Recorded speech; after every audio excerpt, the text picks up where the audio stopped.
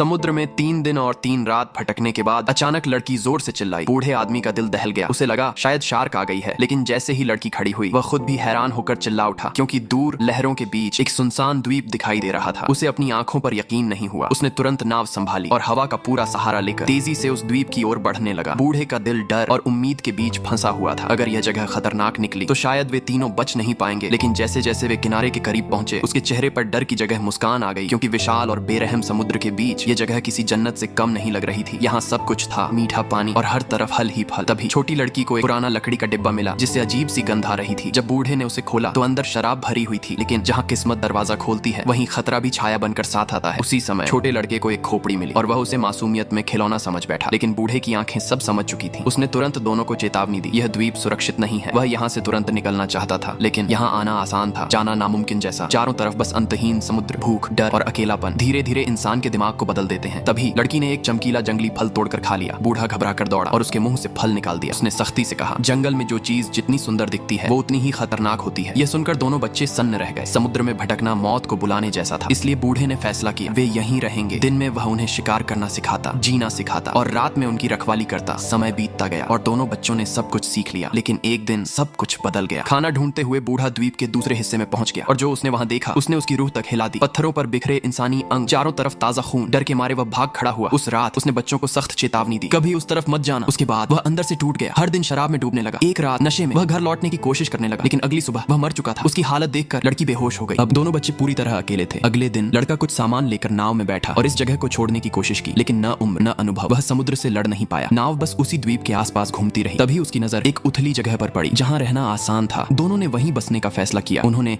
अपने सीखे हुए हुनर से घर बनाया और अपना जीवन शुरू किया। देखते ही देखते 6 साल गुजर गए। दोनों अब बच्चे नहीं रहे, जवान हो चुके थे। लेकिन एक दिन जब लड़की पानी में नहा रही थी उसे अचानक कुछ अजीब महसूस हुआ। उसने नीचे देखा तो पानी लाल हो चुका था। वह घबरा गई, उसे कुछ समझ नहीं आया। वह जोर जोर से चिल्लाने लगी। लड़का दौड़ कर आया। उसे लगा कोई खतरा है, लेकिन जैसे ही वह पास पहुंचा लड़की ने उसे डांट दिया और दूर जाने को कहा। लड़का हैरान रह गया, उसे कुछ समझ नहीं आया। फिर भी वह चुपचाप वापस चला गया। लेकिन थोड़ी देर बाद उसका दिल नहीं माना। वह फिर से उसके पास गया, क्योंकि बचपन से वे हर डर हर राज एक दूसरे के साथ बांटते आए थे।